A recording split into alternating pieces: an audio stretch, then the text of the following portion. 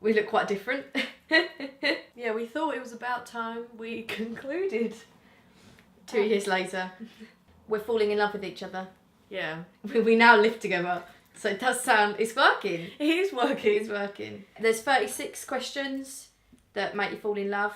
We thought we'd ask them to each other, and we're now on question 25. So thanks for tuning in.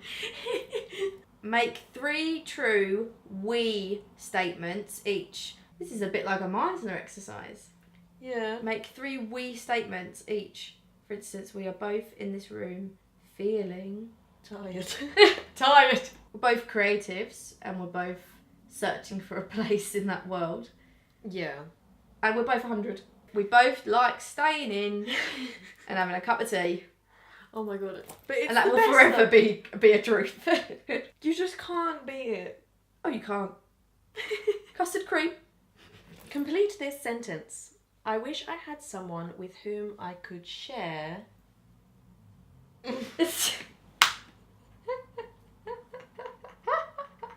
I read your mind. I felt it. The thing is, I am quite an open person. So it's quite tricky for me because it's a really good question.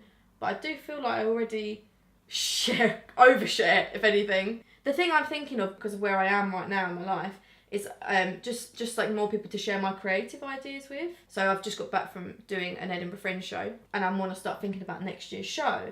I really would love to have somebody who's like a bit older than me or like has been doing it a bit longer, someone experienced in the sort of comedy world that I could share all my sort of ideas with.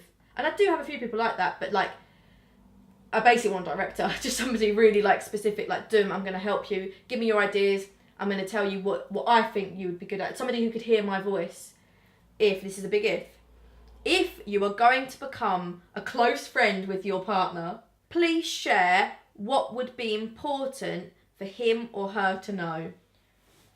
Oh god. And I'm not going to interject this time and just answer the question for you because every single one of these is done. I've gone, yeah, hang on Phoebe, I'll just tell you. My friends are very important to me. And like I value my friendships, you know, I take it seriously. Yes. The things that people say are important in like relationships, I don't think it's any different like if that's a friendship or not. Completely, because I think people think, oh, you take relationships seriously and friendships are just like, hey, it's just my friends, just hanging out with them. And it's like, no, like it should be treated with the same level of care and attention. I think the same things that break trust with like a romantic person, it also happens with friends, and you might not even notice that it happens to you, but like someone could do something that you consider is a big letdown, and that will affect the way that you trust that person. Definitely. Something Maya Angelou says, she says, like, they ask her what the best piece of advice she's ever given was. And she said, it's what I told my son when he was 7 years old. He came up to me and said, oh, Mum, I've got no friends. How do I get a friend? I want a friend. And she said, first of all, if you want to get a friend, you've got to be a friend. And I think that's so important. Tell your partner what you like about them. Be very honest this time, saying things that you might not say to someone you've just met. I really like how you give lots of space to others, like emotionally. When you're talking to somebody, you should not be thinking about yourself. You should be very present. You should just be listening to them.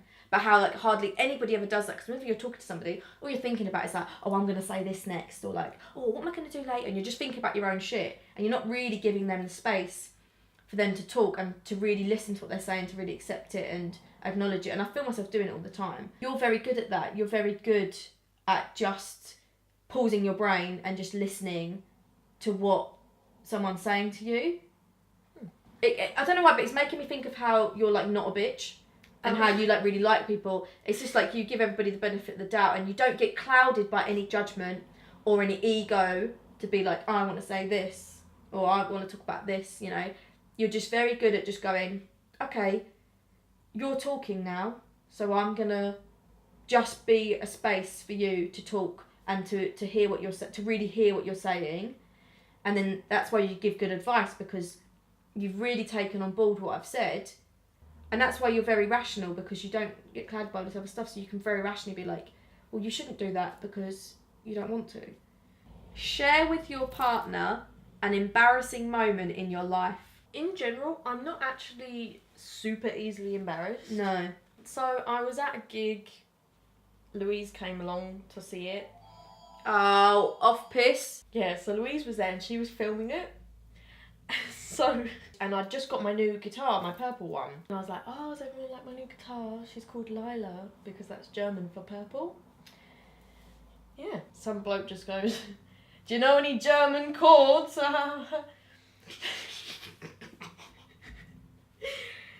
And, you know, at which point I'm supposed to be this, like, witty performer and say something, some comeback that you would have just not even breathed to think about what you say back to that kind of random shit.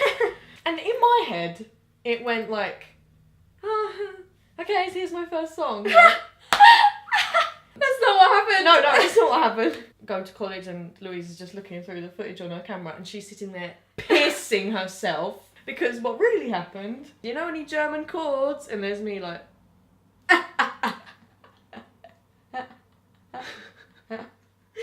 For like, what felt like a solid, like, 2 minutes of just... Processing. That's it. Phoebe's like a computer. She has to, like, stuff like that, she has to really process, like... I'm looking for a file. I'm looking for a file. Since seeing that footage... I felt it happening in the moment. I've seen that. I've seen that face. It's so awkward. Why am I so useless? I think it's okay to not be able to think of quips and comebacks, but I think the issue is that maybe you think you're laughing and being all ha ha ha, but really you're just like... When did you last cry in front of another person? It's actually probably been longer than it would normally be. Well, I've just got back from Edinburgh. So it would have been one of my Edinburgh breakdowns. But there actually wasn't many. I'm not ashamed of crying in front of other people. I know, like, most of the world gets very funny about it.